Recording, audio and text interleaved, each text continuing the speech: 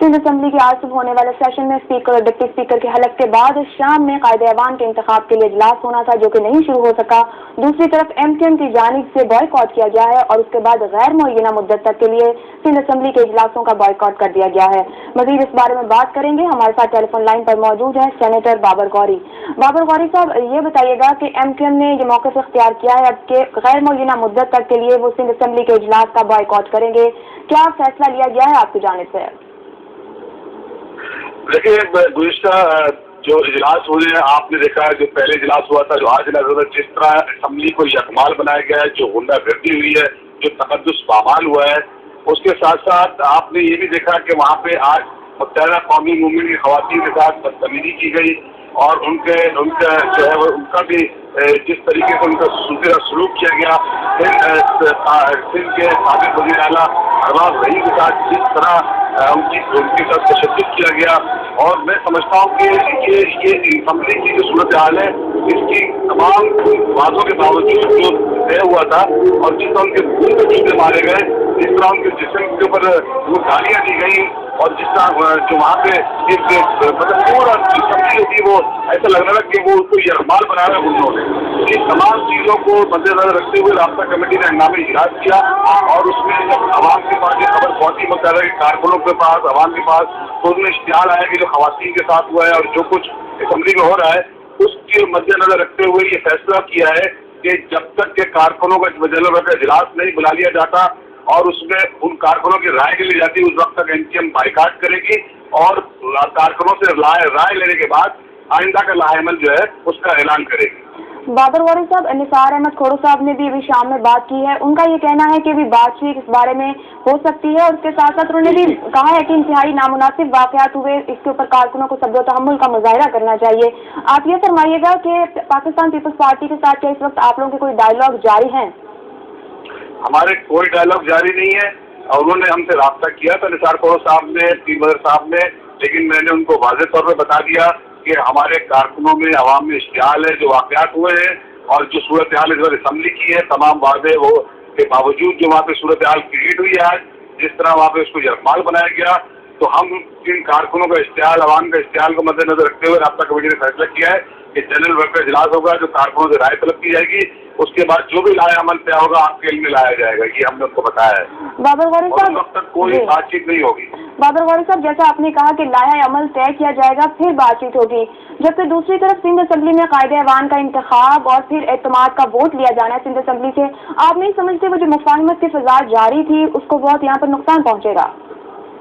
देखिए, आखिर कब तक हमारी तरफ से तमाम एक तरफा वन वे ट्रैफिक चलता रहेगा, इसके लिए दूसरों को भी जिम्मेदारी सोचनी चाहिए थी। हमने तो उस दिन से जो है मफाहमत, कौमी मफाहमत की खातिर पाकिस्तान की मजबूती के लिए, सिंध की खुशहाली के लिए कायदे अल्ताफ भाई ने जो है वो गैर मशरूत हमने हिमायत का ऐलान किया और हमने वजीर आजम के हवाले से, स्पीकर के हवाले से, डिप्टी स्पीकर के हवाले से, लेकिन हमने अपने कैंडिडेट खड़े किए और पाकिस्तान की तारीख से पहली दफा मुत्तहदा के अमल की वजह से सिंध असम्बली के अंदर स्पीकर और डिप्टी स्पीकर बिला मुकाबला मुंतखब हुए हैं। लेकिन उसका जेस्चर जो हमने दिया, उसका जो रिजल्ट यह है कि हमारी खवातीन के साथ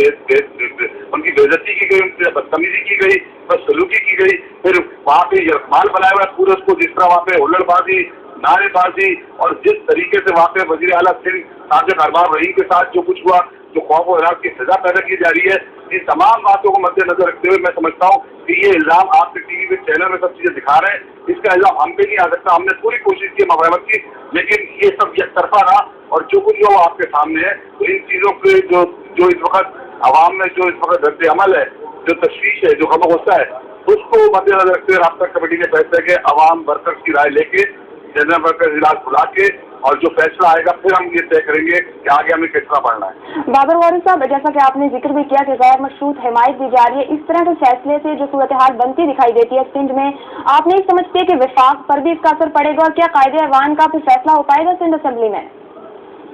देखिए, अब तो ज़ाहिर है सिंध असम्बली में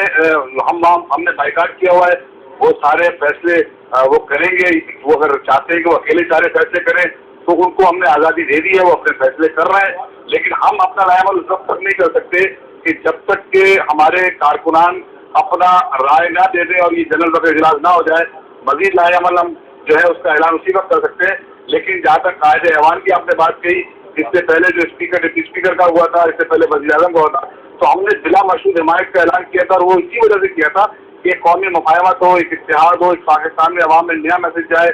لیکن اس کے برعکس ساری چیزیں ہو رہی ہیں. بابر صاحب, آپ نے کہا کہ غیر مشروط حمایت کا یقین دلاتے آئے ہیں آپ لوگ, وفاق کے حوالے سے بھی ہم بات کریں, آپ سمجھتے ہیں جو سندھ اسمبلی میں ہو رہا ہے اس کے اثرات وفاق میں بھی دیکھنے کو ملیں گے؟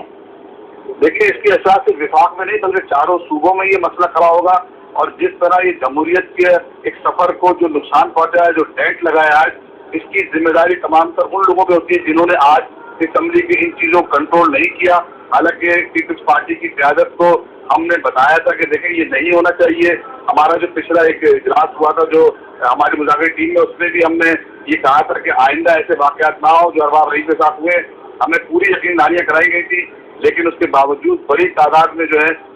مختلف لوگ وہاں تشریف لائے جن کا کوئی تعلق نہیں تھا. پھر ایوان میں بھی ان کے ساتھ بدتمیزی, ایوان میں بھی ان کی مار ان کے جو تشدد کیا گیا, ان کو مارا گیا ارباب رئیس صاحب کو. باہر ہماری خواتین کے ساتھ بدتمیزی کی گئی. تو یہ تمام چیزوں کو مد نظر رکھتے ہوئے ہی یہ ہم نے جو ہے وہ یہ فیصلہ کیا ہے رابطہ کمیٹی نے, اور ہم اپنے کارکنوں سے رائے لیں اور اس کے بعد ہم لائحہ کا اعلان کریں. بہت شکریہ بابر غوری صاحب آپ کا. اور ہی ہمیں آگاہ کر رہے تھے صورتحال سے, جو کہ انہوں نے بتایا کہ ایم کیو ایم نے فیصلہ کر لیا ہے کہ وہ غیر معینہ مدت تک کے لیے بائیکاٹ کر رہی ہے سندھ اسمبلی میں ہونے والے اجلاسوں کا, اور جب تک ان کی رابطہ کمیٹی اور کارکنوں کی جانب سے اس کے اوپر باقاعدہ اجلاس نہیں ہو جاتا اور وہاں پر فیصلہ نہیں لے لیا جاتا, اس وقت تک کسی بھی سندھ اسمبلی کے اجلاس میں شرکت نہیں کی جائے گی. انہوں نے یہ بھی کہا کہ اس فیصلے کا اثر نہ صرف وفاق بلکہ دیگر صوبوں میں بھی ہو سکتا ہے. دوسری طرف قائد ایوان کے انتخاب کے لیے سندھ اسمبلی کا اجلاس شام 5 بجے متوقع تھا, اب تک تاخیر کا شکار ہے. یہ مناظر آپ اس وقت براہ راست سندھ اسمبلی سے جیو ٹیلی ویژن کی اسکرین پر دیکھ رہے ہیں. وہاں پر اب تک دیگر جو جماعتیں ان کی جانب سے بائیکاٹ کیا گیا ہے, جس میں ایم کیو ایم جو کہ اکثریتی جماعتی پاکستان پیپلز پارٹی کے بعد اور جنہوں نے غیر مشروط حمایت کا یقین دلایا تھا, لیکن سابق وزیر اعلیٰ ارباب غلام رحیم کے ساتھ 5 تاریخ کو اور پھر آج ہونے والے اجلاس میں پیش آنے والے ناخوشگوار واقعے کے بعد انہوں نے بائیکاٹ کا اعلان کیا ہے. اس کے ساتھ ساتھ جو دیگر جماعتیں موجود تھیں اسمبلی میں, جن میں مسلم لیگ فنکشنل, مسلم لیگ قائد اعظم اور نیشنل پیپلز پارٹی کے رکن تھے, انہوں نے بھی اب سندھ اسمبلی کے اجلاس کے بائیکاٹ کا اعلان کیا ہے.